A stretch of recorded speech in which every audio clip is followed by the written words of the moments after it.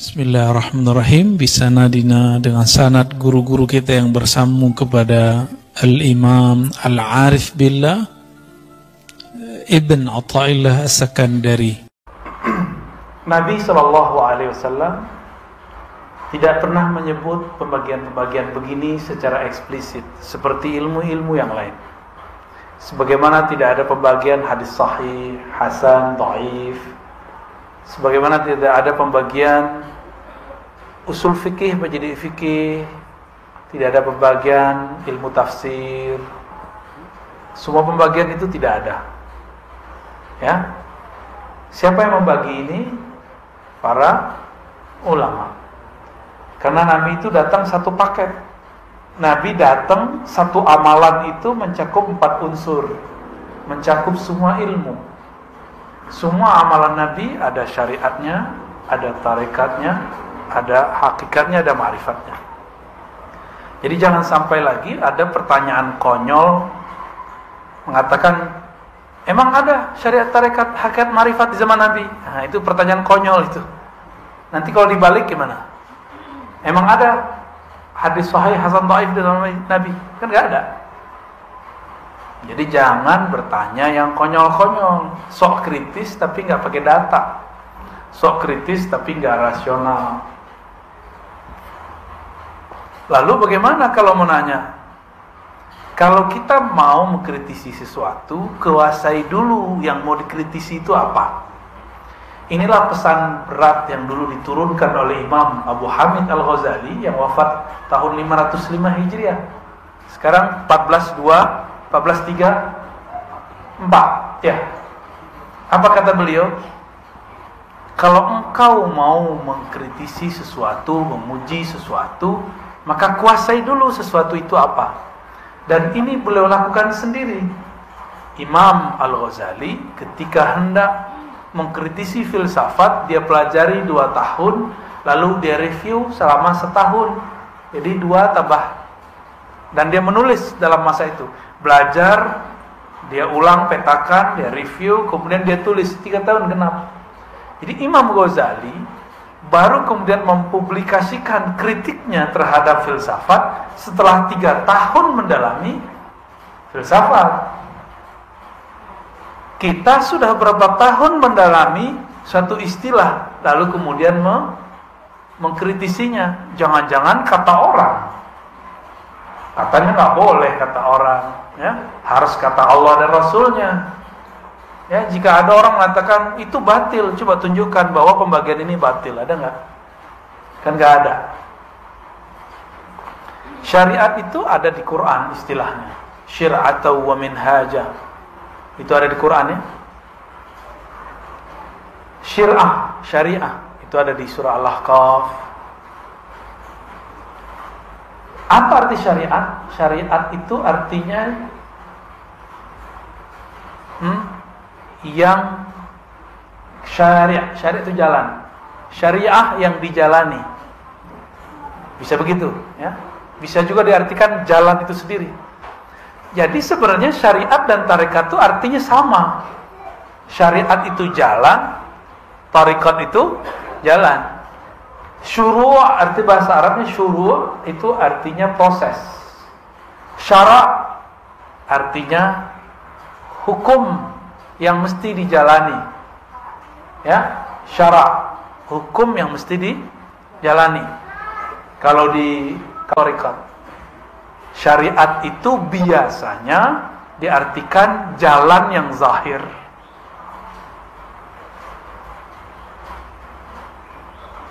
Kaedah-kaedahnya ada pada syariat. Nah, saya menerjemahkannya lebih eksplisit. Syariat itu adalah hukum-hukum Allah yang ditetapkan dengan dalil-dalil yang umum ataupun terperinci. Ya. Lalu bagaimana cara melaksanakannya?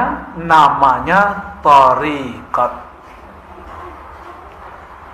Jadi kawan saya, dia nggak suka zikir Ratibul Haddad, Ratibul Attas. Tahu Ratibul Haddad?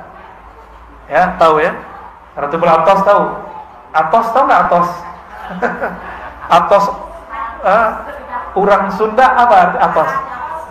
Sudah. Rotibul atos bukan rotib sudah-sudahan. Itu nama imamnya, Al-Imam Al-Habib Al-Attas.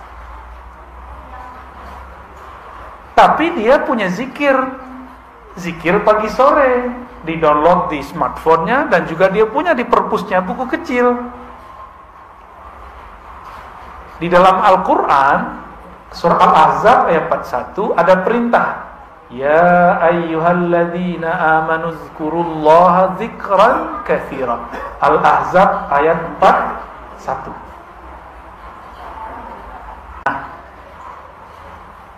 Gitu. Maka penamaan zikir itu biasa, ya, boleh-boleh aja, ya. Kenapa nggak disebut dengan zikir Nabi aja? Ya kan Nabi zikirnya banyak. Saya punya kitab zikir Nabi hampir 10 yang pakai ilmu hadis, dan kalau di luar ilmu hadis banyak, puluhan. Yang ilmu hadis saja pakai riwayat itu udah pusing kita bacanya. Ini yang mana mau diamalkan duluan? Karena kita bingung, banyak dalil zaman dulu. Boleh meramu obat. Saya mau tanya nih, Bapak Ibu ini, kalau sakit boleh nggak meramu sendiri obat, masuk ke ruang apotik terus ramu-ramu sendiri? Lo kan nggak boleh taklid. Katanya nggak boleh taklid. Taklid ke dokter juga nggak boleh dong. Kenapa percaya sama dokter? Taklid sama apoteker juga nggak boleh seharusnya. Kalau kita boleh bilang nggak boleh taklid. Taklid artinya apa? Ikut tanpa tahu kenapa hakikat sesuatu itu ada.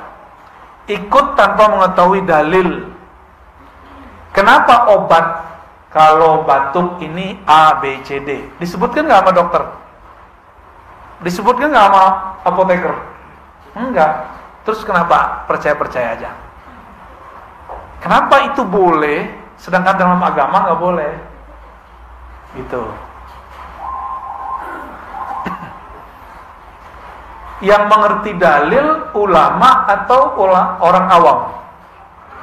Ulama. Berarti kalau nanya dalil ke siapa? Kalau kita nanya dalil ke ulama, itu sudah sama kayak kita mau taklid, tapi menaik pangkat jadi ittiba. Nah, kembali yang tadi. Bagaimana teknik berzikir itu masuk ke thariqat? Mana perintahnya zikir, masuknya ke syariat. Jadi beda syariat sama thariqat apa? Syariat itu dalilnya, thariqat itu caranya. Mudah toh? Ada perintah, sallu kama ra'aitumuni usolli. Salatlah kamu seperti kamu melihat aku salat. Ada yang lihat Nabi enggak? Ada yang lihat Nabi? Mimpi aja. Mimpi aja enggak jelas ya. Kalaupun mimpi bukan Nabi lagi salat kan? Terus kalau kita disuruh salat melihat Nabi, kita ini enggak ada yang lihat Nabi. Terus gimana caranya? Nah, kalau ada syariat, thariqat, cara ngamalin, ada lagi cara yang lain, namanya mazhab.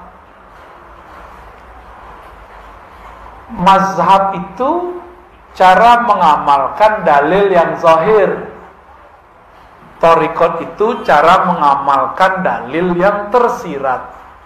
Jadi mazhab mengamalkan yang tersurat, thariqat mengamalkan yang Udah tahu perbedaannya? Oke. Terus gimana? Kata kawan, tidak boleh ikut mazhab. Ya, tidak usah ikut Syafi'i, langsung aja ke Nabi. Kalau Syafi'i berbeda dengan Nabi, kita ikut Nabi. Konyol nggak? Imam Syafi'i bisa beda sama Nabi. Terus ente gimana nasibnya? Kalau Imam Syafi'i yang jarak beliau dengan Nabi cuma 2 orang, bisa berbeda dengan Nabi, terus nasib antum apa? Yang jarak dengan Nabi 14 abad, 1400-an tahun. Mikir-mikir kalau mau ngomong ya. Tapi ada yang lebih dahsyat lagi. Kalau sahabat berbeda dengan Nabi, kita ikut Nabi. Jadi dia adu-adu sahabat sama Nabi. Ini orang lebih berbahaya daripada Syiah, lebih berbahaya dari Khawarij, lebih berbahaya dari Mu'tazilah. Karena yang mengadu-adu sahabat dan Nabi itu kelompok Syiah, kelompok Mu'tazilah, kelompok Khawarij. Kelompok Syiah bilang para sahabat pengkhianat, merampok, mencuri, mengambil pemerintahan yang Nabi waris. Nabi, imam ini berbeda sama Nabi. Imam ini buat ajaran baru. Jadi yang dia pikirkan mazhab itu agama buatan imam. Ini kesalahan besar ini. Ini logika yang nggak nyampe. Buat definisi tapi nggak nyampe. Dan saya sering ketemu dan udah sering contohkan. Mereka ngomong nggak usah ikut Syafi'i, langsung aja ke Sahih Bukhari. Masih ingat? Masih ada nggak orang begitu? Masih ada. Padahal kita udah ngaji kemana-mana, kita ulang-ulang ini. Tanda dia kalau ngeritik kita nggak pernah dengerin video kita. Ya, Imam Bukhari murid dari muridnya Imam Syafi'i. Imam Bukhari ini juga riwayatin hadis, cuma tidak dikenal sebagai periwayat, dikenalnya sebagai imam mazhab. Imam Syafi'i, kebalik. Imam Syafi'i dikenal sebagai imam mazhab, padahal juga meriwayatkan hadis. Imam Bukhari berguru ke murid Imam Syafi'i, maka mazhabnya Bukhari itu sangat dekat ke mazhab Syafi'i. Kalau Imam Subuki positif masukkan, Imam Bukhari mazhabnya Syafi'i. Udah positif belum masukkan. Karena pas kita presentasikan ajaran Imam Bukhari hampir dekat dengan mazhab Syafi'i. Lebih tua mana Imam Syafi'i, Imam Bukhari? Lebih dekat mana ke Nabi, Imam Bukhari atau Imam Syafi'i? Jadi kalau kita ikut salaf, lebih orisinal mana, ikut Syafi'i atau Bukhari? Tuh, itu namanya mazhab. Mazhab ini berkembang, tapi di samping kirinya ada thariqat juga berkembang. Dulu ada namanya Imam Hasan Al-Basri. Imam Hasan Al-Basri punya murid namanya Habib Al-Ujaimi. Ada muridnya Daud At-Tai. Daud At-Tai punya murid Ma'ruf Al-Kharqi, Sarri Sabti. Lalu Imam Junaid Al-Baghdadi. Maka dulu disebut thariqat Junaidiyah. Apa nama thariqatnya? Junaidiyah. Tapi thariqatnya lebur, banyak cabangnya. Cabangnya ada thariqat Naqsyabandi, ada Qadiriyah, ada Khalwatiyah, ada Suhrawardiyah, ada macam-macam nama thariqat pecahan daripada Imam Junaid. Dalam pecahan itu, kita ambil dua sampel. Thariqat Naqsyabandiyah dan Thariqat Qadiriyah. Nabi berbicara dalam syariatnya, afdalul dzikri la ilaha. Ayat ini syariat nih. Fa'lam annahu la ilaha illallah, surat Muhammad ayat 19. Ada dalil dari hadis, afdalul dzikri la ilaha illallah. Zikir yang paling nikmat, paling lezat, paling afdal, paling bermutu, paling jitu, itu adalah la ilaha illallah. Terus caranya gimana? Coba antum baca la ilaha illallah. Biasa aja kan? Coba baca la ilaha illallah. Ada yang tahu, ketahuan tuh kalau sudah berarti dia ngambil thariqat udah tuh. Tapi kalau la ilaha illallah itu belum tuh. Saya tahu dari suara aja kita ngerti. Apalagi kadang-kadang kalau sudah dihentakkan ke dalam kolbu ini kan bercahaya kalau disebut nama Allah. Itu terasa tuh cahayanya, gitu. Dan memancar di wajah. Pak Ustadz, ajengan ajarin zikir, udah pusing.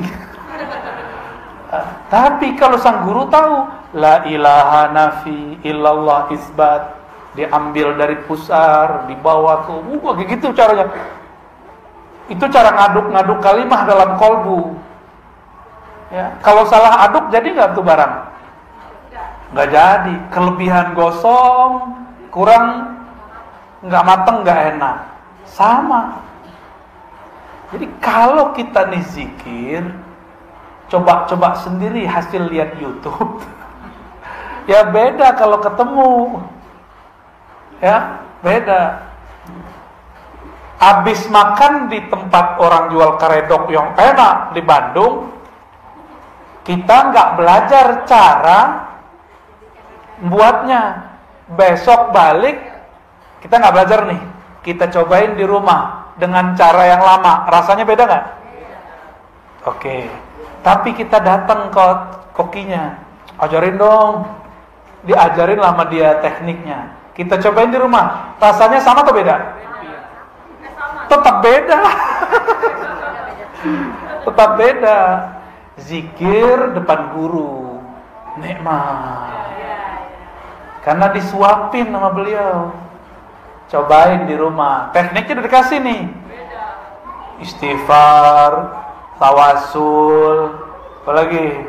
Oh semuanya lengkap deh. Nih bahannya kamu cobain sendiri di rumah. Kita cobain. Kok ambar ya? Kenapa? Karena kita belum terlatih. Sang guru masukin daging ke dalam santan aja itu ada timingnya. Bener? Emang begitu. Sama. Kadang guru nih nafsu punya murid. Belum saatnya dimasukkan daging kalimatullah ke dalam kolbu murid, udah dikasih-kasih aja. Namanya obral. Obral zikir. Jangan lagi obral zikir. Ini kalimah thayyibah. Ini kalimah mahal. Afdalul dzikri la ilaha illallah. Pelan-pelan. Kecuali si murid udah lama zikir, udah lama berguru dan direstui oleh gurunya, baru kita kasih. Walaupun sekali bertemu boleh. Cuma baru kemarin sore hijrahnya udah minta talqin aja ya. Kan orang kebanyakan pengen begitu. Tunggu dulu ya. Mau makan, kita mau makan nih. Piring kita kotor, diapain dulu? Langsung makan? Langsung masukin karedok? Ya. Ya, dicuci dulu. Dilap dulu, itu namanya taubat. Kolbu ini kan tempat, kalau kita nih maksiat pakai mata, pakai telinga, itu di kolbu tuh nodanya banyak. Itu harus dibenerin dulu. Baru nanti kalimah la ilaha illallahnya masuk ke dalam kolbu dan dia tidak ada halangan. Masuknya nikmat.